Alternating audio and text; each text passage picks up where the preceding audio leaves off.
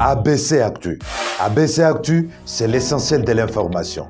ABC Actu, c'est la politique, l'économie, le social, la culture, la religion, la science, la technologie, le développement et les divers. ABC Actu, l'essentiel de l'information pour vous, FM Prêt.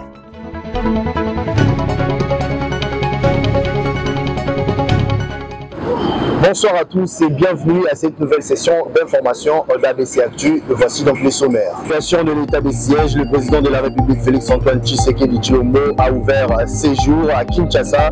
Une table ronde qui va durer 3 jours. Question de décider sur l'avenir de cette mesure d'exception prise pour les provinces de l'Ituri et du Nord Kivu. Lors de sa prise de parole, Félix Tshisekedi s'est dit conscient de ces régimes et cela n'a pas vocation à s'éterniser.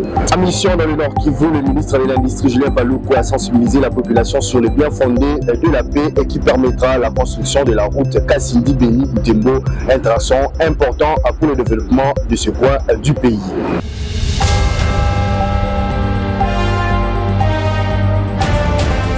Bonsoir à tous et bienvenue à cette session d'information ouvrant avec l'évaluation de l'état des sièges pendant 3 jours, soit du 14 au 16 août. Plusieurs personnes vont devoir tabler sur la suite de cette mesure d'exception décidée depuis 2 ans et 3 mois en Ituri au Nord Kivu. Prenant la parole pour cette première journée, le chef de l'État Félix Tshisekedi a déclaré être conscient de ce régime qui n'a pas vocation de s'éterniser. Suivez. Cependant, je suis conscient de ce que ce régime, voulu exceptionnel par le Constituant, n'a pas vocation à s'éterniser.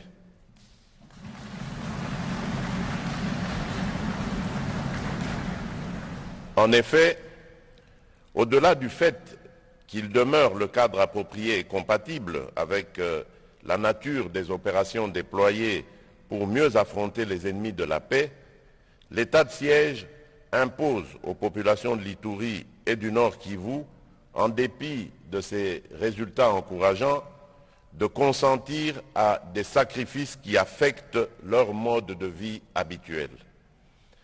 À ce propos, des rapports des missions d'évaluation de l'état de siège effectués par le gouvernement ont mis en lumière quelques atermoiements et autres divergences quant aux effets durables de la dite mesure pour lesquels des recommandations ont été formulées.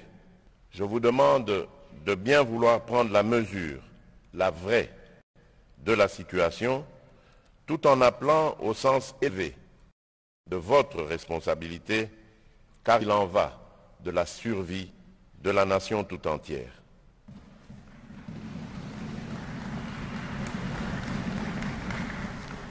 Je vous exhorte donc, chers compatriotes, chers participants, dans un esprit d'unité, de cohésion et de tolérance mutuelle, à consacrer ces 3 journées au développement d'une réflexion approfondie sur l'état de siège et de sa gouvernance actuelle.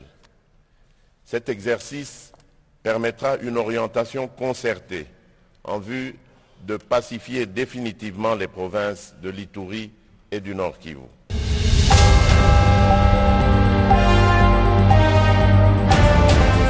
Administration en public de l'État, le vice-premier ministre de la fonction publique Jean-Pierre Liaou en mission officielle dans le sud Ubangi pour la supervision du processus d'identification biométrique des agents, de la vulgarisation et de la sensibilisation de la réforme sécurité sociale. Suivez. La réforme de l'administration publique avec le vice-premier ministre en charge de la fonction publique Jean-Pierre Liaou a amorcé un virage déterminant qui a pour impact positivement sur le redressement et la modernisation de l'administration publique. L'accélération de cette marche vers le progrès s'atteste avec les innovations mises en branle par le VPM Jean-Pierre Liaou pour la maîtrise des effectifs et de la masse salariale. C'est dans cette optique qu'il a procédé au lancement de l'opération d'identification biométrique des fonctionnaires de l'État de la province du Sud Ubangi à Guémena, chef-lieu de cette entité territoriale. Lorsque l'on né dans ce genre de processus, tout le monde ne peut pas espérer, on s'est compris les irréguliers, être captifs. Seuls ceux qui sont en nombre pourront espérer entrer dans le système. Il est hors de question de permettre à ce que certains agents, faute de présenter les éléments sollicités, ça donne à des actes de violence à l'endroit des agents identificateurs. Ce comportement ne sera pas toléré. L'évolution technologique favorise l'interactivité et l'interconnexion, cas de l'innovation du portail numérique de la fonction publique. Et pour permettre la maîtrise de l'utilisation de ce portail numérique, le VPM s'est fait accompagner de l'expert en la matière Bob Boseko, qui a fait un exposé sur les détails de l'utilisation de cet outil informatique qui contribue à la dématérialisation de l'administration publique. Pour créer votre compte, c'est assez simple. Vous avez des bonnes informations avec votre administration et votre numéro activé. Procédant à la vulgarisation de la loi sur le régime spécial de sécurité sociale des agents publics de l'État, couvert par la SENSAP, le VPM a posé un acte riche en symbolique en remettant la carte d'affiliation à la SENSAP à une enseignante qui a formé plusieurs générations durant 50 ans. Aujourd'hui, grâce aux orientations que nous avons reçues de son Excellence, Monsieur le Président de la République, nous sommes déterminés, derrière lui, à recréer un nouveau système de sécurité sociale pour que chacun, chacune se sente sécurisé. Maman de Mobele Windamo Timati, au nom du Premier ministre, Naza Kope Sayo carte Nayo ya sécurité sociale. Oyo Ezako Koti Sayo na kati ya caisse nationale de la sécurité sociale des agents publics. Mokako soa na président na biso, merci ministre. Nzambe apambola bino.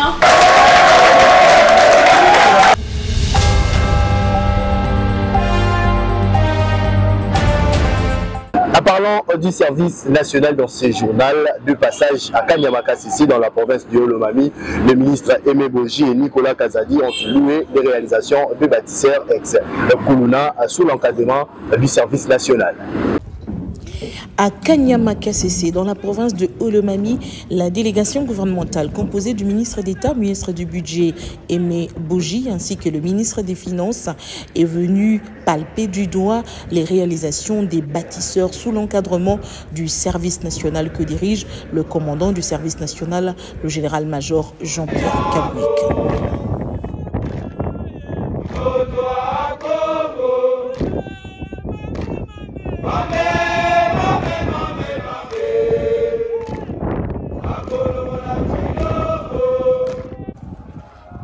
Après l'accueil, place à la visite des réalisations des bâtisseurs. Ici, par exemple, les ministres Nicolas Kazadi et Aimé Boji visitent les dortoirs en cours de construction. Ce sont des ex-Koulouna qui ont choisi pour option la maçonnerie, sous la coordination du service national.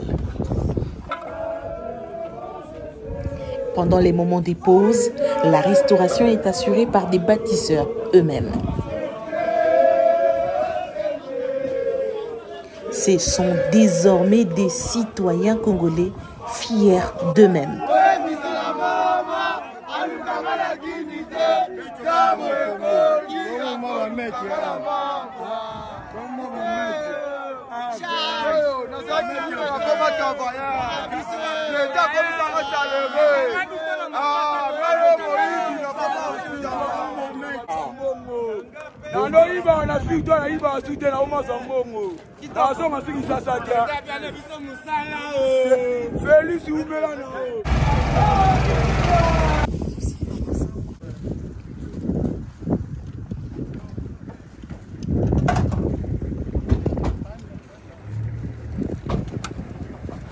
À Kanyama-Kasese, c'est aussi de menuisiers de tout genre.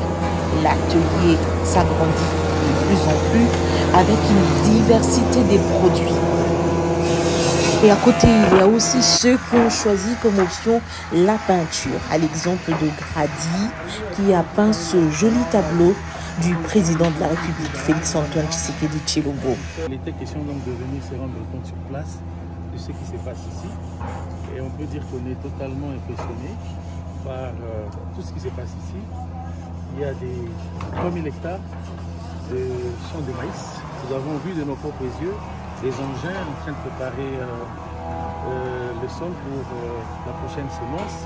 Et là, nous sommes fortement impressionnés de trouver une menuiserie qui fabrique des pupitres, des lits en étage, qui est déjà fourni au centre de formation des Kamina, des lits, et qui va en fournir pour d'autres écoles ici.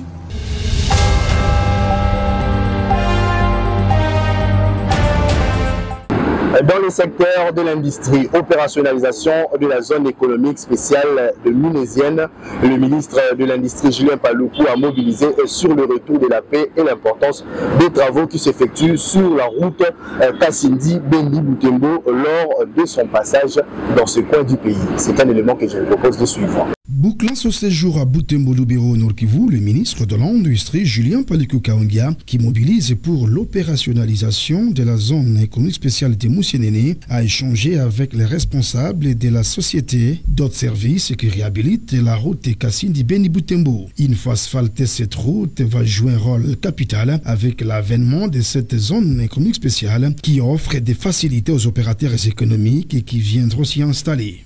Pour le président de la République, les accords avaient été signés avec l'Ouganda pour les tronçons qui partent de Kasindi, Beni jusqu'à Butembo. Les tronçons vont les réaliser en deux phases. D'abord, les travaux de terrassement, ensuite l'asphaltage. Alors, je voulais me rassurer de où est-ce qu'on en est avec l'évolution, mais également, y a-t-il des difficultés? Et nous aurions effectivement qu'il y a des difficultés par rapport au matériel qui doivent traverser la frontière. Parce qu'ils ont bénéficié des allègements fiscaux par le ministère des Finances, mais au niveau de la douane, les agents de la douane, à un certain moment, bloquent encore quand le matériel arrive à la douane alors qu'ils sont déjà exonérés. Donc j'ai promis de devoir saisir mon collègue des finances pour que des instructions claires soient données à la douane. Et là, j'en profite pour m'adresser aux agents de la douane.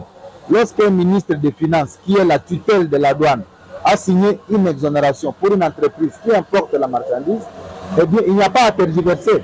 Évoquant le démarrage ce lundi à Kinshasa de la table ronde sur l'état des sièges dans la province du Nord-Kivu de l'Ituri, Julien Paluku Kahongya, ancien gouverneur du Nord-Kivu pendant 12 ans, a déclaré que seule la volonté populaire doit triompher au cours de ces assises. Il n'y a pas autre chose qu'on attend des assises, si ce n'est la levée de l'état des sièges. Nous avons fait les évaluations avec le Premier ministre par 3 fois. La demande pressante était la levée de l'état des sièges. Je l'ai répété plusieurs fois quand je suis arrivé ici pour dire, si déjà s'agite quand on dit qu'on va lever l'état des sièges, c'est qu'il faut se dire qu'il y a un problème. Parce que personne ne peut s'agiter quand on dit qu'il y a levé l'état des sièges. Parce que chacun va s'occuper de ses affaires. Les civils de leurs affaires, les militaires de leurs affaires.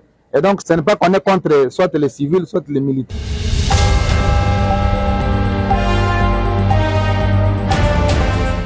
Autre chose dans ce journal, dans sa volonté d'encadrer la jeunesse à travers sa fondation, Dominique Mounongo Inamouizi a tenu sa promesse faite aux jeunes footballeurs de Bunkéa, celui de ramener la légende du football congolais Trésor Mputu afin qu'ils puissent bénéficier des conseils d'experts. C'était lors d'un tournoi organisé à Bunkéa que la princesse de Baéké, Dominique Mounongo Inamizi, au cadre du parti Ensemble pour la République, avait promis de ramener la légende du football congolais Trésor Mputu afin de créer de l'émulation chez les jeunes footballeurs en herbe.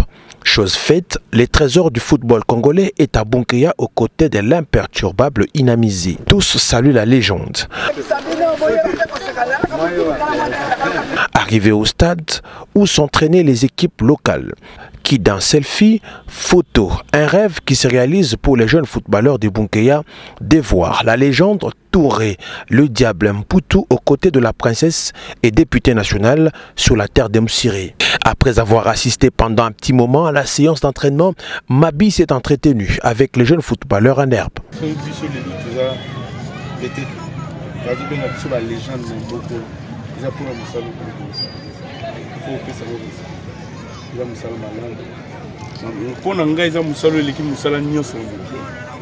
Pour la députée nationale et cadre du parti Ensemble pour la République, c'était important pour les jeunes de son Bunkea natal. C'était important quand j'étais venu, quand on a organisé le tournoi, j'avais vu que c'était quelque chose qui a beaucoup suscité l'engouement dans le chef de jeunes, en tout cas de Bunkea. Et je crois que c'était important que Trésor vienne aussi pour leur montrer que tout est possible, que les jeunes doivent s'y mettre quand on fait quelque chose, qu'on le fasse bien. Que ce soit le football, que ce soit le tennis, que ce soit les études, ceux qui continuent les études, mais qu'on fasse bien les choses avec professionnalisme. On peut aller très très loin, on ne va même pas envier ni les ministres ni les députés, parce qu'il est à l'aise. Juste après, les membres de la fondation Inamizi n'ont pas manqué de saluer le passage de la princesse de Baïké, Dominique Mounongo Inamizi, accompagnée des Trésors Mputu. Que de la joie.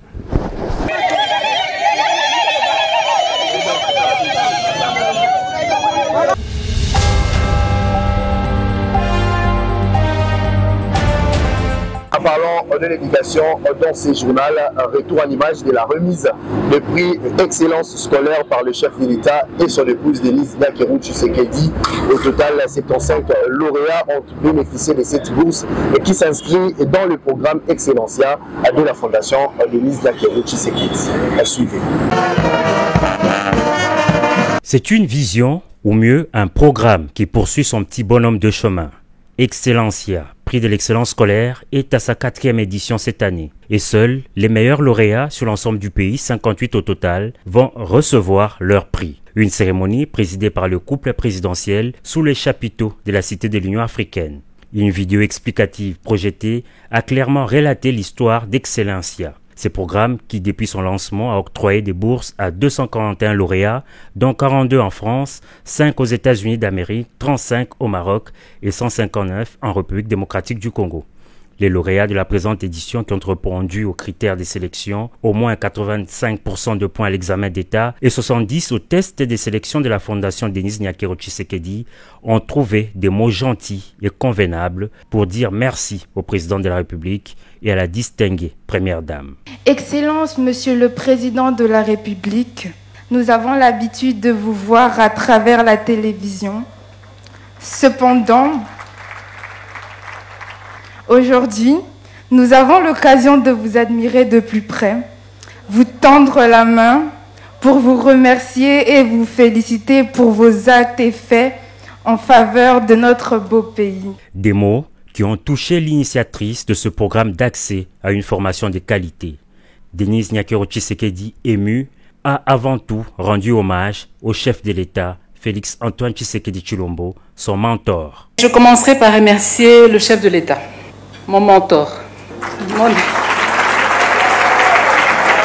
Mon premier soutien pour sa présence dans ce lieu.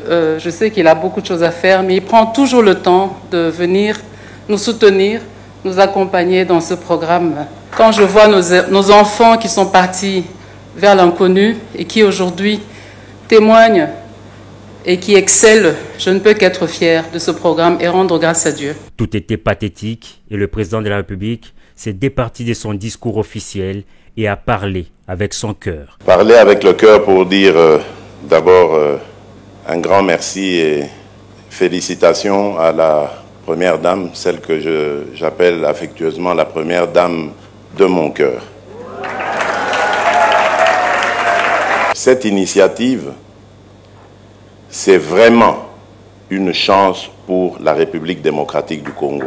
Parce que grâce à la fondation Denise Nyakeru Tshisekedi, nous allons avoir dans ce pays des jeunes gens formés de la manière la plus excellente qui soit et dans les meilleures universités du monde. Autre moment fort de cette cérémonie, c'était la remise par le couple présidentiel des prix aux lauréats. À côté de 58, il y a eu 17 de la première édition Excellencia de la province de Lualaba, une première qui devra faire des émules pour les prochaines éditions.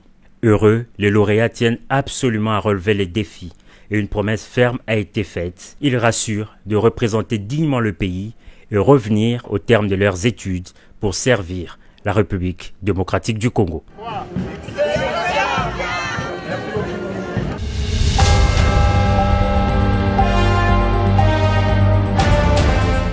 Direction la province d'Io-Katanga afin de comprendre pourquoi le trafic frontalier est si lent. Pour l'améliorer, une délégation sud-africaine et le ministre provincial étaient à Kasumbalesa pour se rendre compte.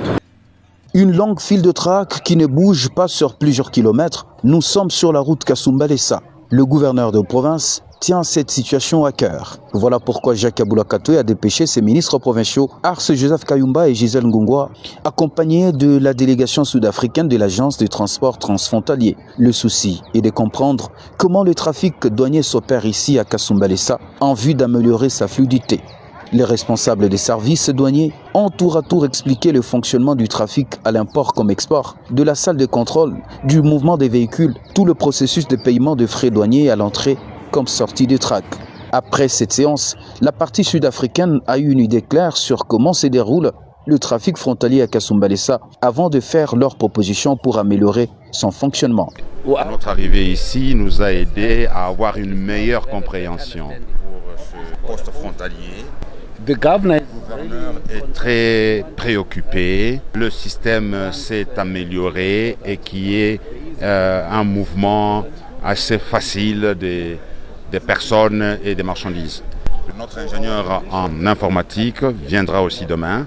C'était très important pour nous de voir est-ce que le système fonctionne de telle sorte que nous puissions voir et peut-être y apporter des solutions pour améliorer le système là où le système est assez faible. Cette question du trafic frontalier à Kasumbalesa sera plus approfondie ce lundi 14 août 2023 au cours d'une réunion que va présider le gouverneur de province Jacques Aboula Katoué avec toutes les parties prenantes.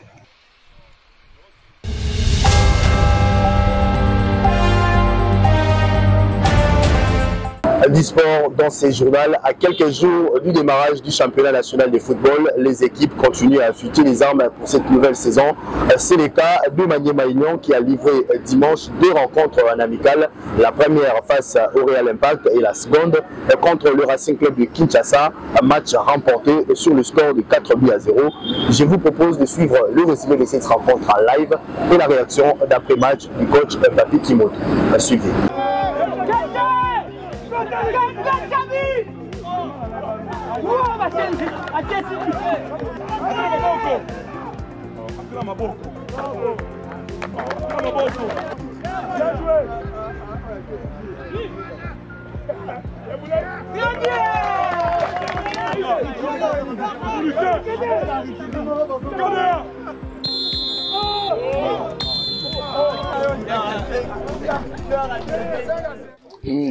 Premier match, on a joué en 4-3-3 ou 4-1-4-1.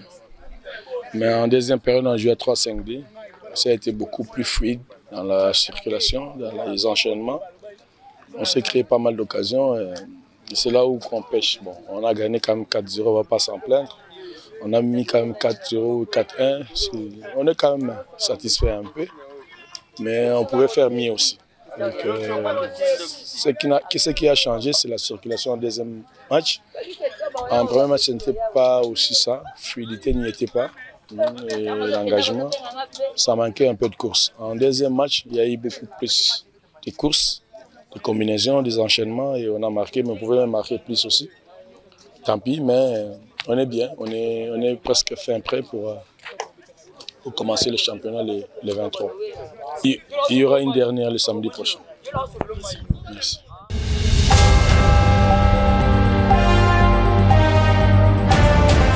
Avant de boucler avec cette session d'information, prenons cette page noire. Disparu depuis quelques semaines maintenant, Andy Magloire Foutila, ex-entraîneur adjoint du Tout-Puissant Mazembe, a été mis à terre le dimanche 13 août dans le cimetière de Kimberley. Moïse Katumbi, président de son club, touché par cette disparition brutale, a pris en charge l'entièreté des factures pour les obsèques de celui qui a été l'un des pionniers de son club. Suivez. Avec le geste du président Moïse, nous disons merci au président, merci pour votre soutien. Aucune rivière de larmes ne peut noyer le chagrin des Corbeaux après la disparition de l'ex-coach du TP Mazembe, Andy Magloire Foutila. Le chairman Moïse Katumbi sait ce que ce grand monsieur aura été pour son club et tient à ce que des grands honneurs lui soit rendue jusqu'à sa dernière demeure. Sur place à Kinshasa, où se tient le deuil, Moïse Katumbi reste présent et proche de la famille dans ce moment douloureux. Un réconfort chargé de vives émotions que les frères de Randy Magloire Foutila n'ont pas caché lors de cette visite de la délégation dépêchée par le chairman pour s'enquérir de toute la situation de cette triste réalité à laquelle fait face la famille de l'illustre disparu. Moïse Katumbi a pris en charge l'état de besoin du deuil dans son entièreté. Une grosse somme qui devrait tout couvrir a été remise. Le grand frère de celui qui vivait pour le football n'avait trouvé d'autre mot plus grand que merci. Merci à Moïse Katumbi de continuer à accompagner la famille de Randy Magloire Foutila durant cet instant malheureux. Donc la famille est très reconnaissante de ce que vous avez fait. Je pense que maintenant, nous pouvons enterrer avec dignité. Nous pouvons enterrer maintenant l'entraîneur. Parce que nous, la famille, nous avons voulu enterrer Andy Foutila. Pas comme entraîneur. Nous avons voulu l'enterrer à toute intimité familiale. Mais maintenant, comme Mazembe vient de faire ses gestes, nous allons l'enterrer comme entraîneur national et instructeur de la FIFA. Donc, merci beaucoup, Président, encore une fois de plus. Nous ne manquerons pas d'écrire officiellement à la fin des obsèques. Merci beaucoup, merci beaucoup. Les Corbeaux et Moïse Katumbi se souviennent de cet homme passionné du sport roi. Le président du TP Mazembe s'implique pour que des obsèques dignes de sa prestigieuse carrière lui soient réservées. L'enterrement, selon le programme, est prévu pour ce dimanche 13 août 2023.